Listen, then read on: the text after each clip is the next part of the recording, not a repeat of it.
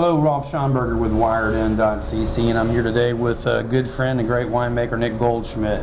Nick is going to talk a little bit about several of his wines he does from New Zealand, a couple of different Sauvignon Blancs, and his Pinot Noir. Nick, thanks for coming. Yeah, thanks, Rolf, and thanks for allowing me to come out here to Houston. It's great.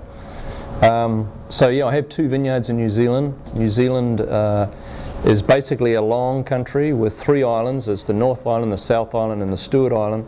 And these two vineyards are located on the northern part of the South Island. The area is called Marlborough, and we have two very distinct soil types in Marlborough. One's called the Rapara, one's called the Brancott. And it's very easy to know where you are. All you have to do is pick up a stone. If it's jaggedy, you're on a glacial soil, which means you're in the Brancott. If it's round, it means you're in a river soil, which means you're in the Rapara. And this first wine, the Boulderbank Sauvignon Blanc 2009, represents a Rapara soil or a river soil.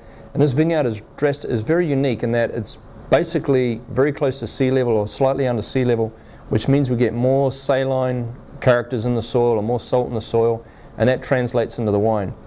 So in the Rapara, not only do you get some of the asparagus and cut grass characters, but when you combine that with some of the salinity that's in the soil, you get a lot of mineral and spice as well. It makes it a very interesting and very unique wine. The second one we're showing is the Boulderbank Pinot Noir 2008.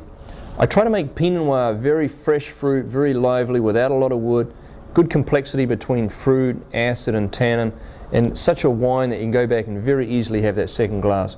And this has been a huge success for us, this Pinot Noir, and it's largely poured by the glass in fine restaurants throughout the US. And then the third wine is from my second vineyard. This is in the Brancott, so this is a glacial soil. So here you're going to get a dramatically different characteristic. You're not going to get the grassy asparagus that you do from the Rapara or from the Boulderbank, but in the Forefathers you're going to get a lot more citrus and grapefruit characters. And Forefathers means the premium appellation for that variety in the New World. So we make 4 wines under the Forefathers label. When you think Shiraz, you think Australia. When you think Cabernet, you think California, and Malbec for Argentina. So Forefathers means the premium appellation or the forefather appellation for that variety in the New World. And I really believe that when you try this wine, you're going to get so much quality out of this. It's very lifted and very complex and dramatically different to the Boulderbank. And yet these two vineyards are only about 10 minutes apart in Marlborough. And it just goes to show what diversity we can have in very close proximity to each other.